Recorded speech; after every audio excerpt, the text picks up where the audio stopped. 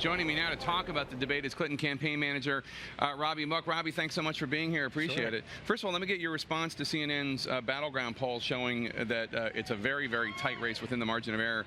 In two states you really need to win, Pennsylvania and Colorado. I don't think your campaign's even on the air in Colorado and has not been in weeks. Was that a mistake? Do you need to put TV ads back on there?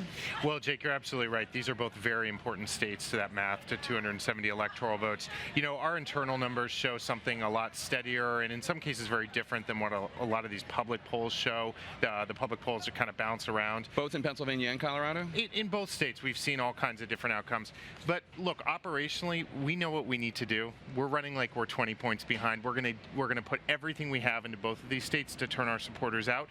You know, we're going to make decisions about television as we go along, but I feel really confident in the strategy we have, which is we are all in. We're about 5 hours away from the start of the debate. Clinton is here on Long Island right now. We're told that she's relaxing, she's reading. She obviously is somebody, I don't think anybody would say she's unprepared when it comes to the issues. She didn't really need to bone up on the briefing books. So what has she been working on? Has she been working on how to prepare for insults from Donald Trump, how to fact check without falling into the trap that many say Al Gore fell into of kind of seeming arrogant in a way in the 2000 debate? So what's been the biggest lesson that she's been trying to learn in terms of the performance of this? Well, at every point in this campaign, she has done best when she has the opportunity to present directly to the voters the plan she has to make a real difference in their lives. And not just as president, but that this campaign is really a lifelong mission for her, to fight for kids and families, to make that difference. So that's key. But look, what we're asking for in this debate, you know this very well, we want these candidates to be judged fairly. You know, do they both have specific plans to make people's lives better? Do they both have a real command of the issues? Donald Trump has not demonstrated that so far. And lastly, Donald Trump can't lie and win this debate. You can't get a passing grade with the kind of just factual errors that he puts out whenever he speaks. So, how much are you expecting Lester Holt to fact check? Because I think the Commission on Presidential Debates has made it clear that they don't think that the primary role of the moderator is to say, "Pardon me, candidate X, but that's not true. Here are the facts. 1, 2, 3." Well, look, this is his call to make. He's in charge, and we respect that.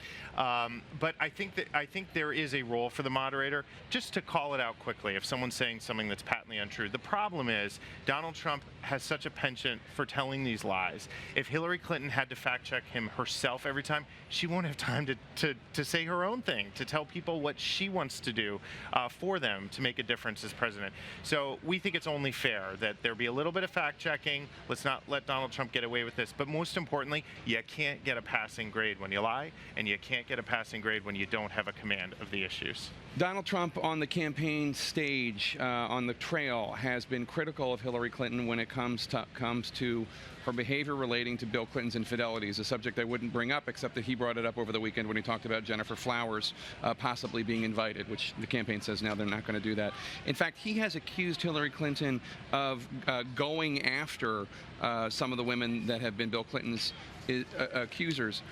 Is she ready for that? Have you guys have you gamed out any possible question from Donald Trump? Because really, it's the sky's the limit. You've watched the debates. Well, I think the truth is on our side here, and so are the voters. First of all, no one has fought more for women's rights than Hillary Clinton for her entire career.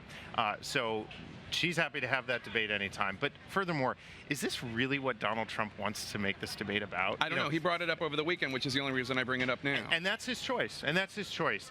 But what the voters want are real plans from these candidates about how they'll help them afford college, how they'll help them get the health care they need at an affordable price, bring down the cost of prescription drugs, how they'll keep this country safe. That's what the voters want to hear about. That's what Hillary Clinton is here to talk about. If Donald Trump wants to drag this down, that is his choice, but I think the voters will judge that pretty harshly. Trump's guests tonight include Benghazi survivor, former CIA contractor Mark Geist.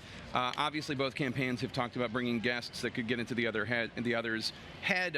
I think, in all fairness, you guys started it with the Mark Cuban invitation, the billionaire who's been a critic of Trump. Do you think that can work? I mean, might Hillary Clinton go out, see Mark Geist, and that rattles her, or no?